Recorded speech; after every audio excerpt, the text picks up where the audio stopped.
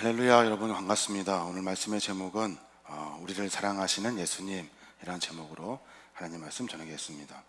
먼저 주님의 이름으로 문안을 드립니다. 우리 요즘 코로나19 바이러스로 인해서 정말로 모여서 예배하기가 힘든 그런 신앙의 어쩌면 시련과도 같은 그런 시간들을 우리가 보내고 있습니다. 이스라엘 백성들이 바벨론 포로에 잡혀갔을 때 그들은 예배하지 못합니다. 그들이 예배를 하지 못하는 이유는 묶여있기 때문에 그렇습니다. 포로로 꽁꽁 묶여있기 때문에. 그들은 예루살렘 성전에 모여서 예배해야 되는데 이 포로 생활 때문에 예배를 할 수가 없는 거예요. 그래서 어떻게 했습니까? 모든 상황에서 그들은 각자 자기의 처소에서 하나님 앞에 예배하기로 합니다. 그래서 그곳에 회당을 짓고 그곳에 모여서 예배하게 되는 거예요. 그 회당이 오늘날의 교회 형태로 바꾸어지게 되는 겁니다. 지금 우리는 모이기가 힘들어서 각자 가정에서 현재 예배하고 있습니다. 여러분, 보이지 않는 곳에서 예배하는 것, 혼자 개인적으로 하나님을 예배하는 것, 이것은 자기 신앙 안에서 많은 것들을 결단하고 그리고 세워내야 하는 정말로 중요한 시간입니다. 그래서 그 시간에 더 정성을 다하고 그 시간에 더 집중하고 성경에 말하듯이 신령과 진정을 하나님께 예배하는 것, 이것이 바로 우리의 고백이 되어야 하는 겁니다. 한 주간 살아가면서 교회에 문을 다 닫아놓고 예배가 다 중지가 되어서 이렇게 생활하고 있는데 교회에 지나가시다가 들르신 분들이 계셔요. 어떻게 오셨어요? 그랬더니 교회에 올 수가 없어서 답답해서 한번 들려봤대요. 수십 년 동안 교회에 와서 주일 예배를 드리면서 처음으로 교회를 나오지 못한다고 예배를 드리지 못한다고 하시면서 눈물을 보이시는 권사님도 보았습니다. 어느 분은 새벽에 나와 예배하지 못하니까 그 예배실이 잠겨진 그 복도 앞에서 한참을 기도하시다가 출근하신 분도 계십니다. 사랑하는 계림교회 믿음의 공동체 여러분, 정말로 예배하기가 힘들 때가 되었습니다. 마치 어려울 때 성경에서 말하는 종말의 때와 같이 모여서 예배하기가 힘이 듭니다. 그때일수록 어쩌면 우리를 하나님께서 테스트하고 계신 것 같아요. 시험하고 계신 것 같아요. 정말로 나를 사랑하니? 정말로 나에게 예배할 수 있겠니? 이 상황에서 너의 삶의 한 부분을 포기하고 예배할 수 있겠니? 라고 묻고 계시는 것 같아요. 여러분, 그 순간순간에 지지 마시고 사단의 권세에 눌리지 마시고 매 순간순간 그 자리에서 같은 시간에 그 같은 자리에서 매번 예배할 수 있는 거룩한 믿음의 종들 되시길 바랍니다. 오늘은 우리가 사순절을 지내고 있습니다. 먼저 잠깐 아이들과 함께 예배드리는 가정이 있으니까 사순절에 대한 이야기 영상을 잠깐 짧게 보고 그리고 말씀 진행하겠습니다.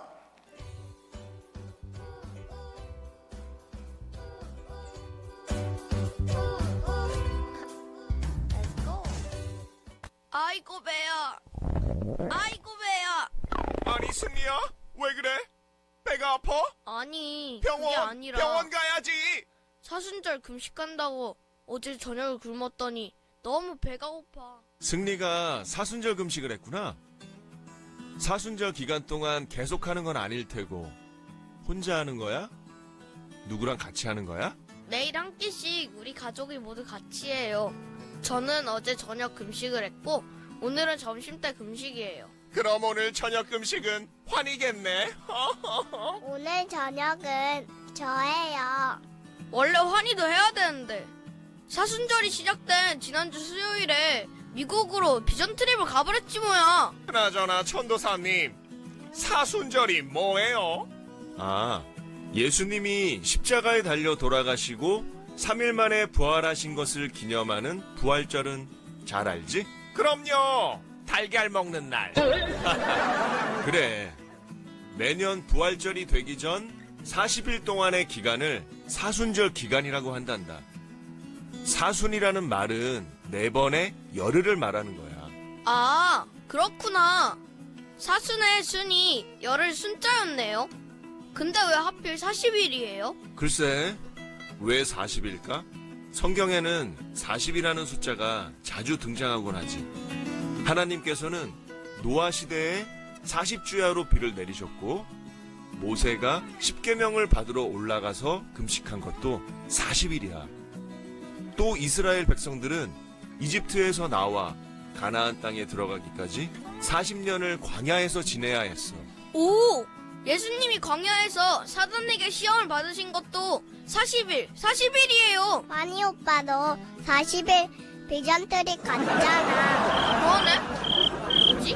우와, 정말 신기하네.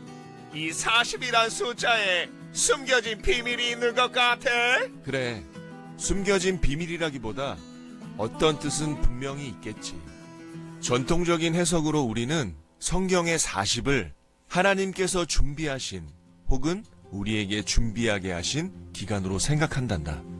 노아 시대에 40주야를 내린 비를 통해 새로운 세상을 준비하셨고, 모세에게는 40일의 시간을 통해 십계명을 주셨지. 이스라엘 백성들 또한 광야 40년의 기간을 통해 준비되고 나서야 약속하신 가나안 땅에 들어갔다고 할 수 있단다. 그러네요. 예수님도 그 광야 40일 이후에 비로소 천국을 전파하셨다고 나와 있어요. 이건 정말 놀라운 발견인데? 전 이제 뭐든지 40일로 준비하는 하나님의 사람이 될래요. 하지만 승리야, 우리는 하나님이 일하신 자체를 봐야지 40이라는 숫자에만 집중하면 안 돼. 사실 40이라는 숫자는 우리가 하나님의 뜻을 좀 더 잘 알아챌 수 있도록 배려해 주신 사인에 불과할지 몰라. 그 숫자는 30일 수도 있고 50이 될 수도 있었겠지. 네. 아유, 착하다. 그래서 사순절은 그 자체로 반드시 지키는 것에 의의를 두는 것이 아니라 예수님의 십자가 고난을 생각하고 평소보다는 좀 더 절제되고 기도하면서 부활절을 준비한다고 생각하면 좋을 거야. 그렇게 40일을 지내고 부활절을 맞이하면 예수님의 부활이 더 기쁘게 느껴질 것 같아요. 아니지. 부활의 기쁨이 더 기뻐지는 게 아니라 더 깊어진다는 표현이 맞는 거 아니야?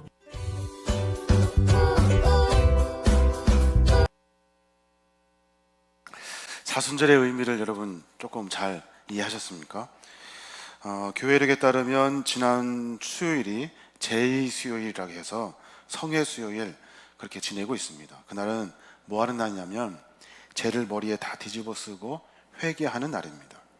그날로부터 사순절이 시작되어서 부활주일 전까지 40일 동안 영적인 자기의 삶의 모습을 반성하는 영적인 여정이 시작되는 겁니다. 사순절 첫 번째 주일인 오늘, 우린 예수님께서 광야에서 사탄에게 시험을 당하신 이야기를 오늘 잠깐 나누려고 하는 겁니다. 공생애를 시작하기 전에 예수님께서 광야에 40일 동안 금식하며 기도하십니다. 그 기간 동안 고난과 환난이 계속되었겠죠. 이 시간이 지나면 분명히 하나님의 특별한 은혜를 체험하게 되는 겁니다. 40일이라는 제한적인 시간을 말하는 것이 아니라 우리가 하나님과 가까워지기 위해 몸부림침으로 말미암아 하나님의 은혜가 끓어오르는 그 영적인 차원에서의 그 임계점, 끊는 점을 이야기하고 있는 거예요.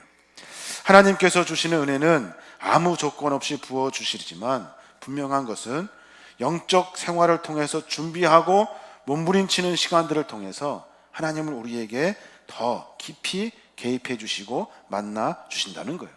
그래서 하나님을 만나는 그 순간, 깊어지고 하나님을 만나는 그 끓는 물과 같은 넘쳐 흐르는 은혜를 우리가 삶 가운데 만나게 되는 겁니다. 그 깊이 있는 만남을 통해서 더 하나님을 알아가게 되고 하나님의 사람으로 세워지게 되는 겁니다. 주님이 광야 생활을 통해서 얻으려고 했던 것이 무엇일까요?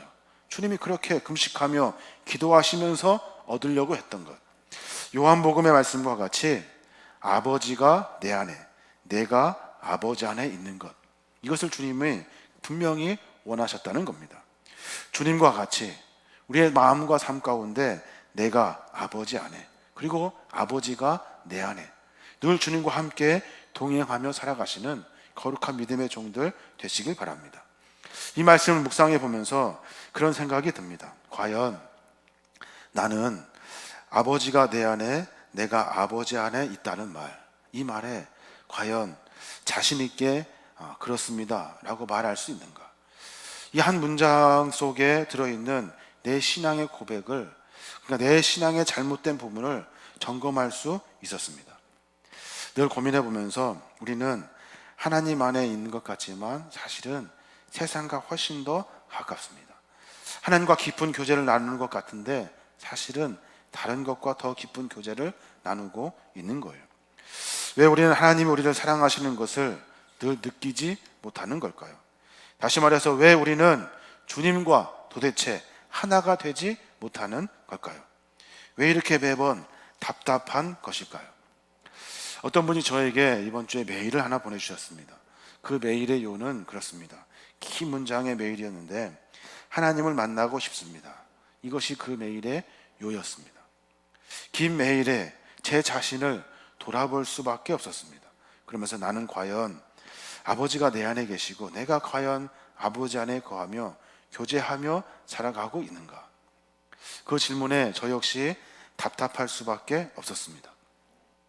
예수님처럼 40일을 금식하지 못하여서 하나님과 깊은 교제를 나누지 못하는 겁니까? 아니면 우리 주변에 광야와 같은 그런 광야가 없어가지고 하나님과 교제를 하지 못하는 겁니까? 형편과 상황의 문제가 아니라 영적인 충만함, 이 충만함으로 나아갈 때마다 늘 우리는 시험을 당하게 된다는 겁니다. 이 시험은 사탄의 권세, 사단이 우리를 하여금 하나님과 깊은 교제를 나누지 못하게 하는 겁니다. 여러분, 성경을 자세히 보셔야 됩니다. 하나님의 아들 예수 그리스도께서 광야에서 그 영적인 임계점을 향해서 한 걸음 한 걸음 나아가고 있을 때, 그러니까 영적으로 충만해지어 있을 때, 그때 사단이 나타납니다. 그래서 그 끊는 점, 하나님의 놀라운 은혜를 만나는 그 순간에 찬물을 착 끼얹습니다. 그래서 모든 것을 다 뒤로 거꾸로 돌려 놓은 거예요.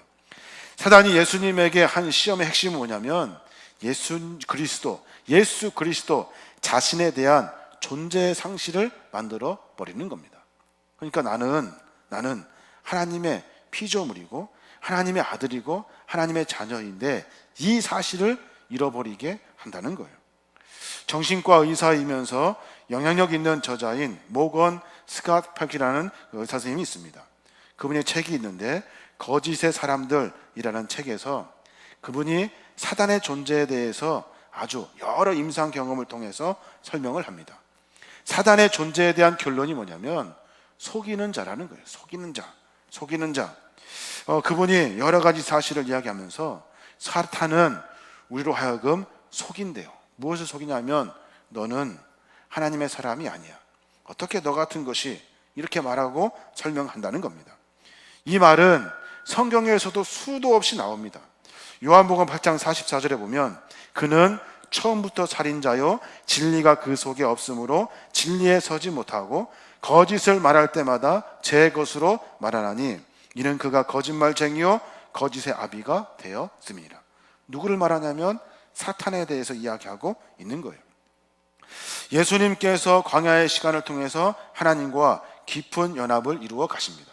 그때 사탄이 나타나 그 사탄을 통해서 예수님께서 속임을 당할 수 있어서 사탄이 꼬셔내는 겁니다. 자, 돌을 떡으로 만들어 보아라. 성전 꼭대기에서 뛰어내리라. 그리고 자신에게 절을 하라고 유혹을 합니다. 그러면서 앞에 뭐라고 이야기냐면 내가 만일 하나님의 아들이거든. 이 말에 아주 은밀하고 교활한 함정을 딱 파 놓습니다. 이 함정 따라서 우리를 그대로 표현하자면 네가 무슨 성도냐? 예수님이 요단강에서 세례받을 때 하나님의 아들로 인정받았습니다. 사탄은 그 믿음을 흔들어 버리는 거예요. 내가 만일 하나님의 아들이거든. 이미 하나님의 아들이라고 약속을 받았고 칭함을 받았음에도 불구하고 그 믿음을 흔들어 버리는 거예요. 우리는 하나님의 사랑을 받은 자입니다. 예수님을 믿고 그리스도인으로 사는 사람들. 그런데 이 질문이 우리로 하여금 믿음과 신앙생활을 무너지게 한다는 거예요. 내가 만일 하나님의 아들이거든. 이 말은 다음과 같은 뜻을 담고 있어요.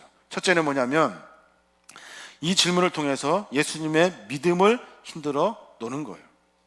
네가 하나님의 아들이거든 이라는 말은 계속 내가 하나님의 아들이라는 사실을 의심하게 만들어 놓는 겁니다. 어릴 때 그런 적 있었습니까? 저는 어렸을 때 삼촌이 저에게 그런 이야기를 한 적 기억이 납니다. 너 사실은 저 다리 밑에서 주워왔어. 너 사실은 다리 밑에서 주워왔어. 처음에 들은 척도 안 했습니다. 그런데 계속 삼촌이 심술궂게 여러 가지 증거들을 막 들이댑니다. 야, 생각해봐라. 니네 아버지는 얼굴이 긴데 너는 이렇게 볼때가 이렇게 빵빵하니 닮지 않았어. 전혀 달라. 그러면서 계속해서 주워왔다고 이야기를 하는 거예요. 그 말에 아니라고 처음에는 이야기했다가 끝내 그냥 울어버리고 맙니다. 어떻게 증명할 수가 없어요. 마찬가지 내가 만일 하나님의 아들이거든 이라는 이 질문은 예수님의 믿음을 흔들어 놓는 효과를 갖게 되는 거예요. 하나님의 아들임을 인정하는 듯 말하면서 강한 의심을 품게 하는 거예요. 사탄은 예수님의 마음속에 이와 같은 비슷한 질문을 끊임없이 제기합니다. 내가 만일 하나님의 아들이거든 이거 해봐. 내가 만일 하나님의 아들이거든 이 정도는 돼야 될 거 아니야. 네가 믿음의 사람이라면 이렇게 해야 될 거 아니야 라고 말하고 설명한다는 거예요. 우리도 마찬가지. 믿음이 조금 깊어지려고 하면 그때마다 시험이 들어요. 무슨 시험이냐면 과연 나는 믿음이 있는 사람인가? 과연 나는 성도인가? 나는 집사인가? 권사인가? 장로인가? 나는 과연 그리스도인의 자격이 있는가? 이 고백에 우리의 신앙의 삶의 모습에 하나님을 깊이 만나지 못하게 되는 거예요. 이것이 바로 사탄이 우리를 속이는 일이 되는 거예요. 결국에는 그 일로 하여금 신앙의 자리에서 넘어지고 마는 거예요. 더 깊은 하나님과의 교제를 만나지 못하게 되는 겁니다. 계속해서 우리에게 의심을 품게 한다는 겁니다. 또 하나는 내가 만일 하나님의 아들이거든 가만히 묵상해 보니까 그런 생각이 들어요. 이 질문은 어떤 질문입니까? 증명해 보라는 질문이에요. 증명해 봐라. 네가 하나님의 아들인지 한번 보여줘 봐라 라고 이야기하는 거예요. 인간에게는 그런 마음들이 있잖아요. 자기 자신을 과시하고 자신을 증명하는 욕망이 있습니다. 상대방이 자신을 과소평가하거나 나를 알아주지 않는다고 느낄 때 우리는 굉장히 기분 나빠합니다. 상실감을 느끼게 되는 거예요. 그러면서 자기 자신을 증명하고 입증하려고 무단애를 씁니다. 그러면서 인생을 허비하게 되고 그러면서 다른 사람 보기에 추한 사람이 되는 겁니다. 자신이 누구인지 알고 자신으로서 살아가게 되는 삶의 일들에 아름다움 속에 전념해야 되는데 자기 자신을 증명하는 것에 과시하는 일에 모든 일을 전념하게 된다는 겁니다. 또 어렸을 때 이런 일을 당한 적이 있습니다. 어떤 사람이 저에게 너 남자아이인데 너 여자아이 같구나. 너 여자지? 저한테 그렇게 말했어요. 너 여자지? 너 분명히 여자네? 그때 제가 화가 났어요. 너 분명히 남자인데 왜 자꾸 여자라고 하는 거지? 그러면서 제가 남자예요. 근데 그 어린이 계속 웃으면서 그럼 네가 남자라는 것을 증명해봐. 제가 그때 바지를 탁 내렸던 것 같아요. 저 남자예요. 남자. 근데 사실은 부끄럽고 창피한 일이지만 그것을 증명하려고 무단 애를 쓰면서 내 존재, 나는 남자라는 것, 나는 하나님의 사람이라는 것, 이 사실을 잃어버리고 있었던 거예요. 속아 넘어가게 되는 겁니다. 남자나 여자나 할 것 없이 우리 모두는 일평생 다른 사람의 인정을 받으려고 하는 그 욕구에 끌려다니게 되어 있는 거예요. 자신이 누구인지 드러내 보여줄 기회를 노리면서 하루하루 살아가게 되는 거예요. 그렇게 살다 보면 인생은 껍데기가 되고 마는 거예요. 인생을 허비하고 낭패로 만드는 방법 중에 가장 좋은 방법은 증명하기 위해서, 증명을 위해서 살아가라는 유혹, 그 유혹을 우리가 받게 되는 겁니다. 사탄은 예수님에게 말씀하고 있는 거예요. 내가 만일 하나님의 아들이거든 한번 증명해봐라. 한번 증명해봐라. 돌을 빵으로 만들어 보아라. 성전에서 뛰어내려 보아라 라는 수많은 유혹을 받게 되는 겁니다. 그러면서 하나님의 아들이라는 사실을 입증해 보라고 제안하고 있는 거예요. 이 일을 예수님이 단칼에 거부하고 계시는 겁니다. 우리의 마음은 참 이상합니다. 내가 누구인지를 입증하기 위해서 노력하면 노력할수록 그 사실이 더욱 의심스러워집니다. 자신을 입증하려고 과시하기 위해 평생은 허둥대며 허비하며 인생을 살게 하는 거예요. 사탄도 마찬가지. 예수님은 하나님의 아들이신데 그것을 증명하는 곳에 시간을 뺏기게 하는 겁니다. 저희 삼촌이 저를 달랩니다. 그러면서 울고 있는 저를 달래면서 괜찮다고, 내가 농담했다고, 내가 장난쳤다고 이렇게 이야기를 합니다. 다 거짓말이라고, 괜찮다고. 그런데 삼촌의 말을 듣고 안심하듯이 울음을 멈췄지만 가만히 혼자 생각해 보면 삼촌 말이 맞는 것 같아요. 삼촌 말이 맞는 것 같아요. 가만히 생각해 보니까 마지막 한 말, 그 말도 거짓말 같아요. 가만히 들여다 보니까 아빠하고 저하고는 다른 것 같아요. 속으로 생각합니다. 그래, 내가 스스로 증거를 찾아가지고 내가 정말 엄마 아빠의 자식인지 내 손으로 입증해 보겠다. 다음 날부터 저는 아버지의 아들이라는 사실을 입증하기 위해서 증거를 막 찾습니다. 근데 아무리 봐도 아버지하고 저하고 닮은 것이 많지 않아요. 아버지는 가늠한데 저는 어려서 그런지 볼따구가 이렇게 빵빵해요. 모든 것이 다 다른 거예요. 의문을 고민할수록 시간이 되면 될수록 더더욱 의심의 고개가 내에서 마음과 삶 가운데 드러나게 되어 있는 거예요.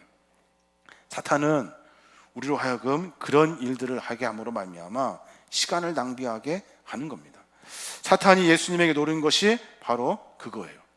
하나님의 아들이라는 사실을 의심하게 하고 그것을 입증하기 위해서 그분에게 주어진 것들을 허비하도록 만들어 놓는 겁니다. 예수님이 하나님의 아들이라는 사실을 입증하기 위해서 돌을 떡으로 만들어 그리고 성전에서 뛰어내렸다 한다면 하나님의 그 사명, 하나님의 아들로부터 주어진 사명을 아마 이루지 못했을 거예요. 또 다른 시험을 사탄은 계속해서 던져 주었을 거예요. 우리의 신앙의 삶도 마찬가지입니다. 여러 가지 어렵고 우리를 시험하고 유혹하는 일들이 있습니다. 여러분, 우리가 분명하게 깨달아야 할 것은 우리는 하나님의 자녀라는 사실이에요. 하나님의 거룩한 사랑을 받은 자라는 겁니다. 내 모습은 비록 부족하고 연약하지만 죄 가운데 자꾸만 반복되는 일들이 또 일어나지만 그럼에도 불구하고 우리를 사랑하시는 하나님, 그 사랑하신 하나님을 깨달았고 알 때 그때 우리는 정말로 나도 고백할 수 있게 되는 거예요. 나는 하나님의 사람이라는 사실을 또다시 고백하게 되는 겁니다. 헨리 나우엘이라는 분이 계십니다. 그분이 그런 말씀을 한 책을 읽은 적이 있습니다. 예수님의 생애에 있어서 가장 중요한 사건이 무엇일까? 여러분 생각해 보십시오. 예수님의 생애에서 가장 중요한 사건이 무엇입니까? 우리는 말하죠. 십자가의 사건, 예수 그리스도의 보혈의 사건, 우리에게 베푸신 구원의 사건, 그리고 부활하심의 사건이라고 설명을 합니다. 근데 그 교수님은 뭐라고 하냐면 그 헨리 나우엔이 가장 예수님의 생애에서 중요한 부분은 하나님의 음성이래요. 뭐라고 하는 음성이냐면 너는 내 아들이다. 내가 너를 기뻐한다라는 하나님의 음성. 이 음성이 예수님의 생애에서 가장 중요하대요. 우리도 마찬가지입니다. 여러 가지 것들이 우리 안에 증명되어져야 되고 보여져야 합니다. 그런데 그 중에 가장 중요한 것은 우리를 선택하셔서 우리를 자녀 삼아 주시고 우리 그 자체 부족하지만 연약하지만 우리 그 자체를 기뻐하시는 하나님 예수 그리스도의 사랑을 우리가 알아야 하는 거예요. 그래서 예수님이 나는 하나님께 택함받은 아들이구나, 나는 하나님의 거룩한 자녀이구나 라는 사실을 알고 하나님의 사명을 붙들면서 살아가게 되는 거예요. 예수님이 사람들로부터 외면을 당하고 손가락질을 당하고 조롱을 당할 때 그분이 그 마음속에 가졌던 것은 나는 하나님의 아들이라는 믿음, 그 믿음 때문에 예수님으로 하여금 실망하거나 낙담하거나 타협하지 않도록 붙들어 주었던 거예요. 많은 것들이 나에게 모든 것들이 어려운 힘이 덮쳐 있다 해도 나는 하나님의 자녀야, 난 하나님의 사람이야. 또 예수님이 사람들로부터 높임을 받고 칭송을 받습니다. 당신을 우리의 왕으로 삼겠습니다. 모두가 이야기하며 수많은 사람들이 쫓아다닙니다. 그때도 나는 하나님의 아들이야, 나는 하나님의 자녀야 하면서 많은 사람들이 추앙하는 사람들 비유 맞추며 살지 아니하고 묵묵히 떳떳하게 하나님의 사명을 감당할 수 있었던 힘이 나는 하나님의 자녀이고 하나님의 아들이라는 고백, 그 고백 때문에 가능한 겁니다. 우리는 여러 가지 삶 가운데 시험을 당합니다. 여러 가지 일들 가운데 자꾸만 넘어지려고 합니다. 그때마다 우리가 붙들어야 될 것은 내가 뭔가 해서 돌파하는 것이 아니라 우리가 첫 번째로 고백해야 될 것은 나는 하나님의 아들이다, 나는 하나님의 사람이다. 이 사실을 고백하고 삶을 바라보고 살아내는 것이 가장 중요하고 소중한 것이 되는 겁니다. 하나님은 나를 사랑하시며 나는 그분의 자녀라는 믿음, 이 믿음 예수님에게만 중요한 것이 아니라 우리에게도 중요한 거예요. 예수 그리스도를 주님으로 영접했다면 우리는 이미 하나님의 자녀로 받아들여진 거예요. 이것은 느낌으로 알 수 있는 것이 아니라 말씀을 통해서 약속해 주시는 거예요. 그 약속을 믿고 하나님과 사귀다 보면 하나님께서 진실로 나를 사랑하시며 나를 자녀 삼아주시고 아들, 딸로 받아주셨다는 사실을 경험하게 되는 거예요. 그러면서 세상에 살면서 하나님의 자녀로, 그리스도인으로 살게 되는 겁니다. 사랑하는 여러분, 우리는 믿음의 시험을 당합니다. 매번 세상의 상황에서 우리를 넘어뜨리려고 하는 사단의 권세가 우리로 하여금 자꾸 엄습을 하고 있는 거예요.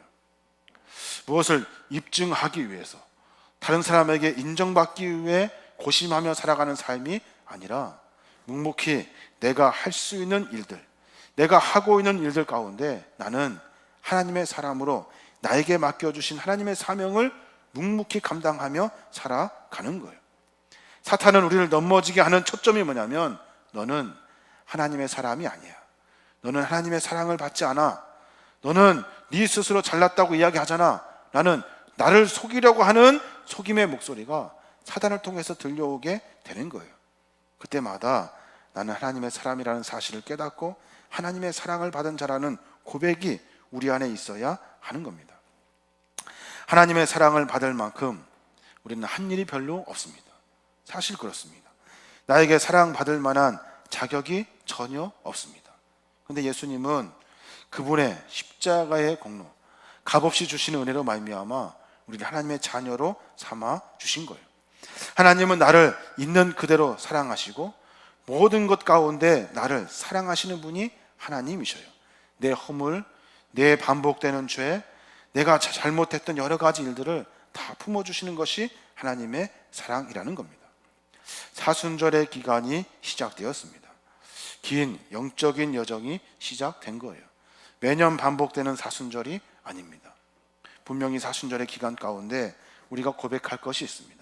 그것이 뭐냐면 자꾸만 넘어지는 내 자신, 그럼에도 불구하고 나를 사랑하시는 하나님, 내 삶을 통해서 하나님의 거룩한 사명을 감당하게 하신 하나님의 거룩한 사명, 그 명령에 순종할 수 있어야 하는 겁니다.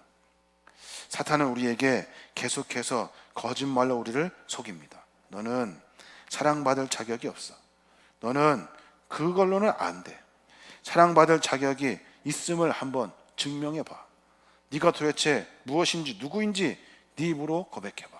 그러면서 내가 소심하게 되고 자신 없어지는 삶의 모습을 살게 되는 겁니다. 여러분, 하나님은 우리를 사랑하시는 분입니다. 그럼에도 불구하고, 연약함에도 불구하고 우리를 사랑하시는 거예요. 이 거룩한 사랑으로 말미암아 하나님과 깊은 관계를 맺어야 하는 겁니다. 이 사순절의 영적 여정을 통해서 우리의 영적인 문들이 활짝 열어지기를 바랍니다. 그래서 하나님과 더 깊은 교제를 나누어야 하는 거예요. 너는 내 사랑하는 아들이다, 너는 내 사랑하는 딸이다, 내가 너로 하여금 기뻐하노라 라고 말씀하시는 하나님의 사명을 우리가 가져야 하는 겁니다. 주님은 우리의 삶 가운데 분명히 일하시고 계십니다.